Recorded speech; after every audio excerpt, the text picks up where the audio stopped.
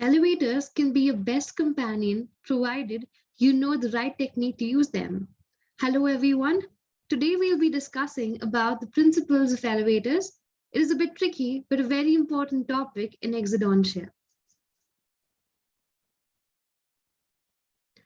There are three principles: lever principle of the first class, the wedge principle, and the wheel and axle principle. Before we get into the details of these three principles, let us try to understand what do you mean by mechanical advantage. Mechanical advantage is a measure of the force amplification achieved by using a tool, in this case an elevator, mechanical device, or a machine system. Mechanical advantage is the ratio of the load to the effort. Mechanical advantage does not have a unit. So when I say the mechanical advantage is equal to 4, what do I mean? It means that if we apply an effort of 1 Newton on the handle of the elevator, the force transmitted to the working end will be 4 times to that of the effort, which will be 4 Newton. Coming to levers, a lever is a simple principle or a simple machine used to lift heavy object by exerting small amount of force. There are three components of the levers: fulcrum, effort, and load. Fulcrum is also called as a pivot because it's a fixed point. Types: first class lever, second class lever, and third class lever. You can remember this with the help of a mnemonym FLEE, where F stands for fulcrum, L stands for load, and E stands for effort.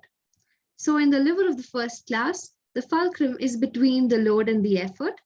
In the lever of the second class, the load is between the fulcrum and the effort. And in the lever of the third class, the effort is between the fulcrum and load. Lever principle of the first class. It's a commonly used principle. In a lever of the first class, the position of the fulcrum is between the effort and the load. The distance between the fulcrum and the effort is called the effort arm, and the distance between the fulcrum and the load or the resistance is called the load arm or the resistance arm. In the picture, you can see that the man is trying to move a boulder and he applies the effort on the iron rod. The small rock acts as a fulcrum and the boulder acts as a load. So what exactly happens is when you apply effort, the force is transmitted at the long effort arm and the mechanical advantage is gained at a short load arm. To gain maximum mechanical advantage, we have to remember that the effort arm is greater than the load arm. Apexo elevators and straight elevators work on this principle, and the mechanical advantage that we gain through this principle is 3. Coming to the application, in case of forceps, the hinge of the forceps acts as a fulcrum, the handle acts as an effort arm, and the working end or the beak acts as a load arm or a resistance arm. The length of the handle in relation to the blade represents the mechanical advantage. So to gain a mechanical advantage, the grip should be farther from the fulcrum and the blade should be shorter. In case of elevators, the handle of the elevator represents the effort and the working end which engages the tooth represents the load arm. The tooth acts as a load on which we are trying to exert pressure, and the interdental bone acts as a fulcrum. In the diagram to your right, we are trying to extract the tooth using this principle. So when we apply an effort on the handle of the elevator, the force is transmitted to the working edge and the tooth is lifted out of the socket. Coming to the second principle, called the wedge principle, the wedge consists of two movable inclined planes which meets and forms a sharp angle. Sharper this angle, greater will be the output and greater is the mechanical advantage. Base is on the one end and blade is on the other end. So you can see the diagram that angle BCA represents the sharper edge and AB plane represents the base, which is the height. Coming to the second diagram, you can see that we are trying to apply effort on the base of the wedge And as we do so, the tooth slowly starts becoming mobile and will start rising from the socket. So what exactly are we trying to do? Are we trying to create space by expanding the socket? The effort is applied to the base of the plane and the resistance has its effect on the slant side. So this helps us to overcome a large resistance at right angle to the applied force.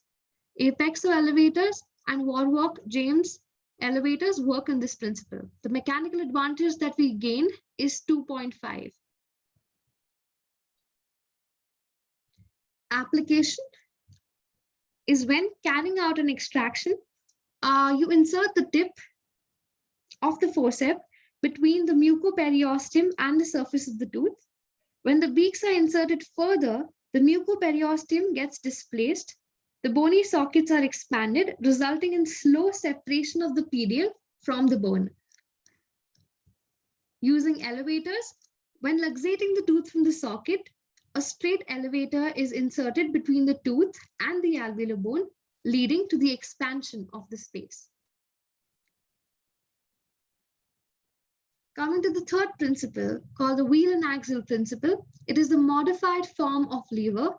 Effort applied to the circumference of the wheel turns the axle to raise the weight. So you must have seen someone drawing water from the well. So in this system, we have a wheel which is attached to the axle, to which a rope is attached. And on one end of the rope, there is a bucket. So as we go to rotate this wheel, the axle rotates with it, and the rope starts winding itself around the axle, bringing the bucket filled with water towards the surface. So you have to remember, greater the diameter of the wheel, more the mechanical advantage that we can expect to gain. The crossbar elevators and Cryer's elevators work on this principle.